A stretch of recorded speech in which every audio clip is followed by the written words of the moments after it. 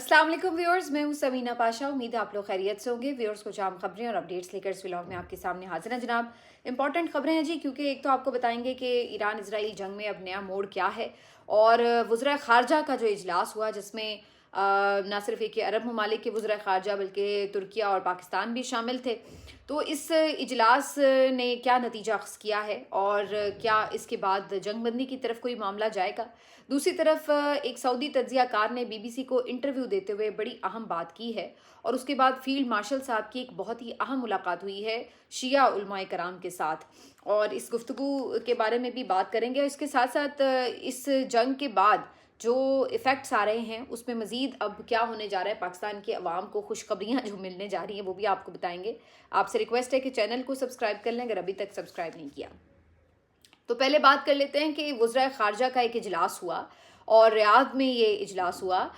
इसमें जो 12 ममालिक हैं, मुस्लिम ममालिक, उन्होंने शिरकत की, जिसमें अरब कंट्रीज़ तो ज़ाहिर है शामिल थी, लेकिन साथ ही साथ पाकिस्तान और तुर्किया के भी वज़रा ख़ारजा शामिल थे और शरीक थे। बुनियादी तौर पर जब ये इजलास अनाउंस हुआ था तो ऐसे लग रहा था कि शायद तमाम मुस्लिम उम्मा मिलकर कोई सूरत हाल का हल निकालेगी, या कोई आप किसी नतीजे पे पहुंचेंगे कि जनाब हमने इस पूरे मामले को सॉर्ट आउट कैसे करना है, और जंगबंदी की तरफ मामला जाएगा, अपने इत्तेहाद की बात की जाएगी। लेकिन उसके बाद क्या होता है, उसके बाद ये होता है कि जब ये इजलास ख़त्म होता है तो इसका एक मुत्तफ़िक़ा एलामिया जारी किया जाता है। इस एलामिये को अगर आप बग़ौर पढ़ें तो आपको पता चलता है कि इस एलामिये में सिर्फ ईरान के उन हमलों की मज़म्मत की गई है जो ईरान की जानिब से अरब कंट्रीज़ की टेरिटरी के ऊपर हो रहे हैं। उन्होंने एक जो रिएक्शन आ रहा है उसके ऊपर कंडेमनेशन ज़रूर दी है, उसकी मज़म्मत ज़रूर की है कि जी ईरान जो अरब ममालिक के ऊपर हमले कर रहा है वो काबिल मज़म्मत हैं, और अरब ममालिक जो हैं वो जवाब देने का हक़ महफूज रखते हैं, लेकिन जो ईरान के साथ हो रहा है उसकी कहीं मज़म्मत नहीं है। यानी जिस तरह ये पूरी जंग शुरू हुई है वहाँ पे उन्होंने बात करनी ज़रूरी ही नहीं समझी। या तो होता ना कि आप बात वहाँ से शुरू करते कि जी जो ईरान के ख़िलाफ़ जारियत की गई है इजराइल और अमेरिका की तरफ से, हम उसकी मज़म्मत करते हैं, और फिर साथ आप ये बात चलें, कहते भी अच्छे लगते कि जी ईरान को हमारे ऊपर बहरहाल अटैक नहीं करना चाहिए क्योंकि हम तो बराह रास्त इस जंग का हिस्सा नहीं हैं। लेकिन उन्होंने जो ईरान के साथ हो रहा है उसकी मज़म्मत नहीं की कि जनाब ईरान के साथ कोई ज़्यादती हुई है, जो इसराइल ने, अमेरिका ने एक बिला इश्तियाल किस्म की उनके ऊपर जारियत की और जंग मुसल्लत की, उसकी उन्होंने मज़म्मत करने की ज़हमत नहीं दी सो कॉल्ड उम्मा ने। लेकिन ये ज़रूर उन्होंने कहा कि जो ईरान जवाबन कर रहा है वो गलत है। अब ईरान जवाबन अमेरिका तक उसकी रसाई नहीं है, इसराइल तक उसकी रसाई है। इसराइल को तो वो फेंटा लगा रहा है, वहाँ तो वो मिज़ाइल बरसा रहा है, लेकिन उसके बाद अमेरिका के अड्डे जहाँ जहाँ अरब कंट्रीज़ में हैं वो उनको निशाना बना रहा है। दूसरी तरफ इजराइल भी अपना पूरा जो एक शैतानी खेल है वो खेल रहा है कि वो जानबूझकर मुख्तलिफ अरब ममालिक में ख़ुद ही अटैक कर देता है। कोई मिज़ाइल फेंक दिया, कोई शरारत ऐसी कर दी जिससे ये तासुर जाए कि ईरान इन अरब कंट्रीज़ के अंदर उनके इंफ्रास्ट्रक्चर को या उनके शहरियों को या उनकी तनसीबात को नुकसान पहुँचाना चाह रहा है, और फिर उससे एक इश्ताल अंगेज़ी फैले और ये अरब कंट्रीज़ जो हैं वो ईरान के ख़िलाफ़ कुछ ना कुछ एक्टिविटी का हिस्सा बन जाएं। अब वो ये तो नहीं अरब कंट्रीज़ ने अभी तक किया कि डायरेक्टली ईरान के ऊपर हमला आवर हो गए हों, लेकिन उनका ये जो इजलास था उससे ये ज़रूर पता चला है कि वो इस मामले के ऊपर कहीं पे ईरान के साथ बहरहाल नहीं खड़े हुए। ये बात बड़ी काबिल गौर है कि जो अरब कंट्रीज़ हैं वो इस सारी जंगी सिचुएशन में ईरान के साथ तो बहरहाल नहीं खड़े हुए, और ये बात इसलिए भी बड़ी ऑब्वियस है कि अगर वो इस सारी सिचुएशन में ईरान के साथ खड़े होते तो वो अपनी टेरिटरी को, अमेरिका को, इजराइल को इस्तेमाल ना करने देते। वो अमेरिका के अड्डे अगर उन्होंने दिए भी हुए थे तो वो उनको मना करते कि हम आपको ये अड्डे नहीं दे सकते इस्तेमाल करने के लिए ईरान के ख़िलाफ़, और ये कोई ऐसी अनहोनी बात ना होती। आप देखिए कि जो ख़ुद अमेरिका के इत्तेहादी रहे हैं उन्होंने भी इस बात के ऊपर मना कर दिया कि हमारे आपने स्पेस को यूज़ नहीं करना ईरान के ख़िलाफ़, क्योंकि हम इस जंग में बराह रास्त कोई ईरान के ख़िलाफ़ नहीं खड़े हुए। तो स्पेन ने मना किया, बरतानिया ने मना किया, और एक दो कंट्रीज़ की तरफ से मना कर दिया उन्होंने कि जी आपने हमारी स्पेस किसी भी तरह की यूज़ नहीं करनी। तो ये अरब कंट्रीज़ भी ऐसा कर सकती थी। अगर आप वाकई इस मामले पर न्यूट्रल थे और आप समझते थे कि ईरान के ऊपर अटैक नहीं होना चाहिए, तो अरब कंट्रीज़ अमेरिका को मना कर सकती थी कि आपने हमारे अड्डे यूज़ नहीं करने, आपने ईरान के साथ अगर जंग करनी है तो ईरान जानता इसराइल डायरेक्ट ईरान के ऊपर अटैक कर रहा होता, ईरान डायरेक्ट इसराइल पे अटैक कर रहा होता, वो एक अलग सूरत हाल होती। लेकिन जब अमेरिका इन्वॉल्व हुआ तो अमेरिका ने यहाँ पर जो अरब कंट्रीज़ के अड्डे थे उनको इस्तेमाल किया, उनकी स्पेसेस को यूज़ किया। तो उसके बाद ईरान ने फिर जहाँ जहाँ उसे अमेरिकी अड्डे नज़र आए रीजन में, फिर उसने वहाँ वहाँ ताक ताक के निशाने लगाए। तो अब उसके ऊपर जो है वो रिएक्शन आप देख रहे हैं कि जो रिएक्शन में एक इजलास आता है उसकी ईरान की मजम्मत की जाती है। दूसरी तरफ सऊदी एक तज्जियाकार है, उन्होंने बीबीसी को इंटरव्यू देते हुए इस बात का इंकशाफ किया है कि सऊदी अरब इस जंग में मुकम्मल तौर पर अभी तक दाखिल नहीं हुआ, लेकिन अगर इसका फ़ैसला वो कर लेता है और मुकम्मल तौर पर इस जंग का फ़रीक बन जाता है तो ईरान सबसे बड़ा नुकसान उठाएगा। क्योंकि साथ ही वो कहता है कि अगर ऐसा होता है कि सऊदी अरब ये फ़ैसला कर ले कि उसने इस जंग का बाकायदा हिस्सा बनकर ईरान के ख़िलाफ़ कोई एक्ट करना है, तो वो फिर इस सूरत में पाकिस्तान के साथ जो दो तरफ़ा दिफाई मुआहदा है उसको भी फ़ाल कर देगा। ये सऊदी तज्जियाकार है। अब मैं इसको बहुत ज़्यादा इसलिए अभी तक वो नहीं ले रही कि जी ये कोई बड़ी होने जा रहा है, क्योंकि ये एक तज्जियाकार की राय है। ये गलत भी हो सकती है, सही भी हो सकती है। किसी अगर ऑफिशियल की तरफ से ये स्टेटमेंट आए तो ज़ाहिर है उसका एक वर्थ और हैसियत अलग होगी, उसकी अहमियत अलग होगी। तो ये एक तज्जियाकार की बहरहाल राय है जो कि बीबीसी पे वो इंटरव्यू देते हुए कह रहे हैं। लेकिन दूसरी जानिब जो साबिक वज़ीर ख़ारजा रहे हैं सऊदीया के, उन्होंने तो इस चीज़ के ऊपर बाकायदा वार्निंग दी है कि आप लोगों को ये खेल इजराइल का समझना होगा कि वो जिस तरीके से मुस्लिम कंट्रीज़ को आपस में लड़ाने की कोशिश कर रहा है, उसमें सऊदी अरेबिया हो, दीगर कंट्रीज़ हों, उनको ये खेल समझना होगा और हद्दुल मक़दूर इस ट्रैप में आने से ख़ुद को बचाना होगा।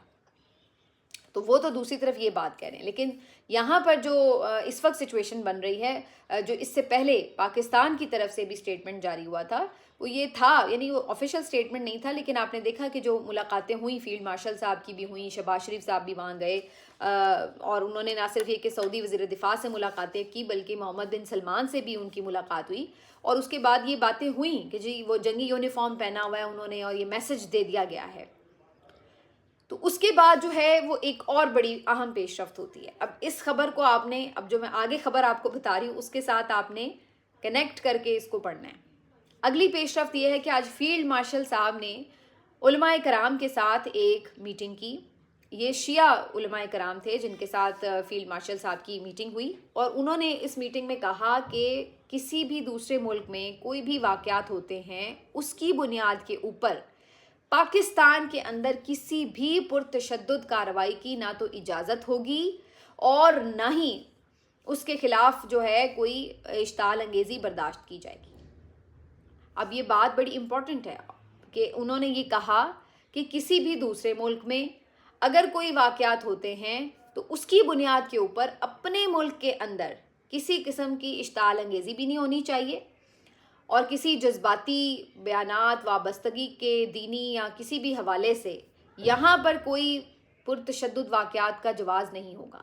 अब आप याद करें कि जब आयतुल्ला ख़ामेनी की शहादत हुई थी उसके बाद शिया कम्युनिटी की तरफ से आपने देखा कि एहतजाज किए गए और जो अमेरिकन काउंसलेट थे उसके बाहर लोग पहुँचे। कुछ जगहों पे ये एहतजाज पुरतशद्दुद हो गए और वहाँ पर फायरिंग के वाक़यात हुए जिसके नतीजे में एक अंदाजे के मुताबिक तकरीबन 25 से 30 अफराद जो हैं मुख्तलिफ वाक़यात में वो पाकिस्तान में जाँ बहक हो गए। यानी जिधर जंग लगी है वहाँ तो जो जाने जा रही हैं सो जा रही हैं, पाकिस्तान जो कि बराह रास्त फरीक भी नहीं है वहाँ पर ये सूरत हाल बनी। और वजह ये थी कि जो मुजाहरे हो रहे थे उन मुजाहरों को रोका जा रहा था। कुछ जगहों पे तो ये खैर तशद्दुद हो गए मुजाहरे जो कि नहीं होने चाहिए थे, ज़ाहिर है फिर उस पर रोकना था। लेकिन रोकने का मतलब डायरेक्ट यही नहीं होता कि आपने गोलियां मार के ही रोकना है। आप बहुत सारे हरबे इस्तेमाल करके लोगों को रोक सकते हैं, लेकिन उन्हें आप एक पुरअमन एहतजाज का हक़ तो दें। लेकिन पुरअमन एहतजाज का हक़ नहीं मिलता। जब पुरअमन एहतजाज का हक़ नहीं मिलता तो उसके बाद जब उन्हें ताकत के ज़ोर पर रोका जाता है तो फिर मुजाहिरीन भी मुतशद्दिद हो जाते हैं और फिर एक खौफनाक सूरत हाल जन्म लेती है जो कि हमने पहले देखी। तो फील्ड मार्शल साहब ने जो मुलाकात की उसमें उलमाए कराम को उन्होंने ये एतमाद में लेने की कोशिश की कि ईरान के साथ मामलात में जो कुछ भी मामलात होते हैं उसके बाद पाकिस्तान में उसका रिएक्शन जो है वो उस तरीके का नहीं होना चाहिए जैसे पहले हुआ। تو یہ اگر آپ سینیریو دیکھیں تو اس سے یہ واضح ہو رہا ہے کہ ایران کے اندر جو بھی معاملات ہوتے ہیں اس میں پاکستان کو کوئی احتجاج کی اجازت نہیں ہوگی کسی بھی شہر میں. پاکستان کے عوام چاہے وہ شیعہ کمیونٹی ہوں چاہے عام لوگ ہوں، یعنی ظاہر ہے جب یہ اس طرح کا واقعہ تھا تو صرف شیعہ کمیونٹی تو ایران کے ساتھ نہیں ہے، اس میں سنی کمیونٹی جو ہے وہ بھی بڑی حد تک انہی کو سپورٹ کر رہی ہے کہ جو ایران کے ساتھ جارحیت ہو رہی ہے، اور وہ ان کے جو رہنما شہید ہو رہے ہیں ان کے لیے وہ لوگ بھی اداس ہیں. میں خود ایک یعنی شیعہ تو نہیں ہوں، لیکن جو ان کے رہنما شہید ہوئے ہیں ہمیں اس چیز کی تکلیف ہوئی ہے. جو ایران کے ساتھ جارحیت ہو رہی ہے ہم اس کو غلط سمجھتے ہیں. تو اس کے بعد جو ہے اب صورتحال یہاں تک پہنچ چکی ہے کہ اگر پاکستان میں اس کے اوپر کوئی احتجاج ہوتا ہے، کوئی مخالفت ہوتی ہے پاکستان کے کسی بھی فیصلے کی، تو وہ چیز کو پہلے سے ہی روکنے کے لیے علماء کرام کو اعتماد میں لیا گیا.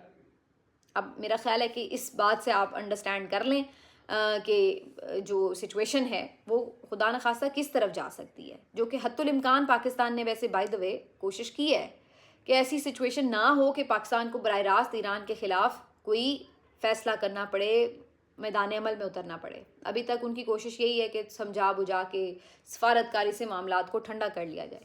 لیکن اگر سعودی عرب ایسا کوئی فیصلہ کر لیتا ہے تو پھر پاکستان کی پوزیشن کیا ہوگی، یہ ایک وہ سوال ہے خوفناک جو کہ ابھی تک ہمیں ہانٹ کر رہا ہے، لیکن اس کا ہمیں کوئی ابھی کلیئرٹی سے جواب نہیں مل رہا. اس کے علاوہ جی جو ادھر جو کینٹ ہیں، آپ کو یاد ہوگا یہ وہ امریکی ایڈوائزر ہیں، انٹیلیجنس کے ڈائریکٹر ہیں، یہ انسداد دہشت گردی جو ان کا سینٹر ہے اس کا. اور انہوں نے مستعفی ہونے کے بعد جو انٹرویو دیا ہے وہ بڑا سننے والا انٹرویو ہے. وہ کہتے ہیں کہ جو اس وقت اسرائیل ہے اس نے امریکہ کو ایک طرح سے اعلیٰ کار بنا لیا ہے، یرغمال بنا لیا ہے. یہ جنگ اسرائیل لڑنا چاہتا تھا، یہ جنگ اسرائیل جاری رکھنا چاہتا ہے، یہ جنگ اسرائیل کی ایما پر شروع کی گئی اور اس کو ہی فائدہ ہے کہ وہ اس جنگ کو لمبا کھینچے، لیکن امریکہ اس میں استعمال ہو رہا ہے، یہ اس کا کہنا ہے. اس نے آپ یہ دیکھیے یہ کوئی تجزیہ کار نہیں ہے، یہ کوئی عام شہری کی رائے نہیں ہے، یہ ایک آفیسر کی رائے ہے جو نظام کا حصہ تھا، جس کے پاس انٹیلیجنس رپورٹس پہنچتی ہیں، جو سسٹم کی ہر طرح کی آپ کہہ لیں کہ جو رمز ہے اس سے واقف ہے. وہ یہ بتا رہا ہے کہ امریکہ جو ہے وہ اس وقت اسرائیل کے اشاروں پر ناچ رہا ہے، اور یہ جنگ امریکہ کے مفاد میں نہیں ہے، نہ ہی ایران سے امریکہ کو کوئی خطرہ تھا. صرف اسرائیل کے کہنے کے اوپر، اکسانے کے اوپر جو ہے اس جنگ میں امریکہ کو جھونکا گیا ہے، اور اس نے اسی پالیسی کی مخالفت میں احتجاجاً استعفیٰ بھی دیا ہے. ساتھ ہی ساتھ وہ علی لاریجانی کی شہادت کے اوپر بھی بات کرتے ہیں، اور وہ کہتا ہے کہ جی علی لاریجانی امن کے لیے مذاکرات کر رہے تھے، اسرائیل نے انہیں شہید کر دیا. ساتھ ہی وہ کہتے ہیں قطر کی گیس توانائی مارکیٹ کو مستحکم کر سکتی تھی، لیکن اسرائیل نے اس پر بھی بمباری کی. اب آپ اس سے اندازہ لگا لیں کہ وہ یہ بھی ساتھ بتا رہا ہے کہ اسرائیل سازشیں کیا کر رہا ہے کہ جہاں اس کو لگتا ہے کہ کوئی امن کی بات ہو سکتی ہے، کوئی امن کا راستہ کھولنے والا شخص موجود ہے، تو وہ اس کو ہٹ کر رہا ہے، کیونکہ وہ امن چاہتا نہیں ہے. جہاں اس کو لگتا ہے کہ جو مارکیٹ میں تباہ کاریاں ہو رہی ہیں اس جنگ کے نتیجے میں اور وہ مستحکم ہو سکتی ہیں، کسی طرح سے راستہ بن سکتا ہے، وہ اس کو بھی جا کے ٹارگٹ کر رہا ہے. تو بیسیکلی اس پورے کھیل میں جو شیطانی کھیل ہے وہ اسرائیل کا کھیل ہے، جس میں وہ اسرائیل امریکہ کو بھی استعمال کر رہا ہے، اور جس میں اس نے پورا پھندا اختیار کر رکھا ہے عرب ممالک کے لیے بھی. اب امریکہ تو اس میں پھنس چکا ہے جس میں اس نے اسے پھنسایا، لیکن عرب ممالک بھی کیا اس ٹریپ میں اسی طرح سے پھنس جائیں گے جو اسرائیل نے پھانسنے کے لیے بنا رکھا ہے؟ یہ ایک اہم سوال ہے، اور یہ سارا بھانڈا جو ہے وہ خود وہ شخص پھوڑ رہا ہے جو کہ ان کی انٹیلیجنس کا یا ان کے انٹیلیجنس اداروں کا ڈائریکٹر رہا ہے، ایک اہم پوسٹ پہ رہا ہے. ویسے تو مجھے اس بات پہ بھی بڑی حیرت تھی کہ ابھی تک اس شخص کو غائب کیوں نہیں کیا گیا. مطلب پاکستان میں آپ اندازہ کر سکتے ہیں کہ کوئی شخص جو ہے وہ ریاستی پالیسی، خاص طور پر سیکیورٹی کی پالیسی کے حوالے سے کوئی اختلاف کرے اور اس کو اتنے آرام سے جو ہے وہ اختلاف بھی کرنے دیا جا رہا ہو. یہاں تو ہمارے جو مختلف مکتبہ فکر کے صحافی ہیں وہی مان نہیں ہیں، وہ پوچھنے آ جاتے ہیں بھائی تم ہو کس کے ساتھ، تم پاکستان کے ساتھ ہو کہ تم دشمن کے ساتھ ہو. وہ تو آگے سے یہ سوال کرنے بیٹھ جاتے ہیں. تو یہ بڑا انفارچونیٹ ہے. دوسری طرف پاکستان میں اب اس کے مزید آپ کو اثرات نظر آنے والے ہیں. ایک تو ایک دفعہ پھر پیٹرول پرائسز بڑھنے کا خدشہ ہے. پچھلی دفعہ بھی بڑھنے تھے لیکن کہا گیا کہ نہیں بڑھائے گئے. وجہ یہ تھی کہ جو پہلی دفعہ بڑھائے گئے تھے 55 روپے وہ انہوں نے پہلے ہی ڈبل بڑھا لیے تھے کہ بار بار نہ بڑھانے پڑے. اب ایک دفعہ پھر خبر آ رہی ہے کہ پیٹرول پرائس بڑھنے جا رہے ہیں کیونکہ اب دوبارہ سے جو تیل کی قیمت ہے وہ $110 فی بیرل تک پہنچ چکی ہے عالمی مارکیٹ میں. اس کے علاوہ گیس کی جو پرائسز ہیں وہ یورپین منڈی میں بہت زیادہ ہو چکی ہیں, تقریباً 25% جو ہے وہ بڑھ چکی ہے. اور اب یہ بھی خبر آ رہی ہے کہ پاکستان میں آپ کو آنے والے دنوں میں اب بجلی بھی مزید مہنگی ملے گی. ایکسپیکٹڈ ہے کہ $1.5 فی یونٹ جو بجلی کے پرائس ہیں اس میں بھی اضافہ ہونے جا رہا ہے, کیونکہ ظاہر ہے پاکستان میں بہت سے جو بجلی کے پلانٹس ہیں وہ یہ اس سے چلتے ہیں, تیل سے چلتے ہیں. تو جب تیل مہنگا ہوگا تو کاسٹ بڑھے گی, تو وہ پھر ظاہر ہے بجلی کی پرائس بھی بڑھا دیتے ہیں. تو یہ بھی عین ممکن ہے کہ $1.5 فی یونٹ آپ کی بجلی مہنگی ہو, اور جب آپ کی بجلی مہنگی ہوگی تو کاسٹ پرائس اوور آل ہر پروڈکٹ کی بڑھے گی. تو اس سے آپ پھر اندازہ لگا لیں کہ بات کدھر جائے گی. تو جی آنے والے دنوں میں مزید مہنگائی کے لیے تیار رہیں, اور عید جو ہے وہ آپ کی وہ اسی طرح گزرنے والی ہے, اسی خدشات کے ساتھ کہ جناب مزید مہنگائی کتنی ہونی ہے اور کہاں تک جانی ہے بات. اگر یہ جنگ جاری رہتی ہے تو اس کا جو اثر ہے وہ پورا آپ کو اس کی یعنی سمجھ لیں آپ کے اکانومی پہ آپ کو سب سے زیادہ گہرائی کے ساتھ نظر آ رہا ہوگا. ایک خبر میں اور شامل کر دوں کہ ایک سوشل میڈیا ریگولیٹری اتھارٹی بھی بنا دی گئی ہے جی پاکستان کی طرف سے. اس کا قیام جو ہے وہ عمل میں آ چکا ہے اور اس کے ممبرز کے لیے نوٹیفیکیشن جاری کیا جا چکا ہے. چیئرمین اس کے بنائے گئے ایاز شوکت صاحب, اور 5 سال کے لیے ان کی تعیناتی کر دی گئی ہے. اس سوشل میڈیا اتھارٹی کا مقصد یہ بتایا جا رہا ہے کہ جی سوشل میڈیا کو ریگولیٹ کیا جائے گا. آپ کی کسی بھی طرح کی کمپلینس جو ہیں وہ یہاں پہ کی جا سکتی ہیں اس ادارے میں, فیک نیوز کے خلاف, ہیٹ سپیچ کے خلاف, حد تک عزت کے معاملات, یہ وہ. تو کوئی بھی اگر اس کے اوپر جو ہے وہ کمپلین کرنے جاتا ہے تو اس کو انٹرٹین کیا جائے گا اس اتھارٹی کے اندر. لیکن یہ تو صرف دکھانے کی بات ہوتی ہے. پتہ آپ کو بھی ہے کہ آج کل کی اس طرح کی اتھارٹیز بنانے کا مقصد کیا ہوتا ہے. مقصد صرف یہی ہے کہ آپ نے لوگوں کو اسکریو کیسے کرنا ہے, کیونکہ ہم نے نہیں دیکھا کہ حکومت کی فیک نیوز کے اوپر جو ہے وہ آپ نے تو ورنہ NCCIA بھی تو بنائی تھی نا, وہ بھی تو یہی ٹائپ ہی چیز تھی. وہ کیا تھا, وہ بھی تو سوشل میڈیا سائبر کرائم وغیرہ کو ہی آپ نے کاؤنٹر کرنے کے لیے بنایا تھا. حالانکہ اس سے پہلے وہ FIA کا ایک ذیلی ونگ کے طور پر کام کر رہا تھا. پھر آپ نے اس کو ہٹا کے ایک پوری اتھارٹی بنا دی NCCIA. اب آپ نے ایک سوشل میڈیا ریگولیٹری اتھارٹی بھی بنا دی ہے, وہ بھی تو وہی چیز ہے.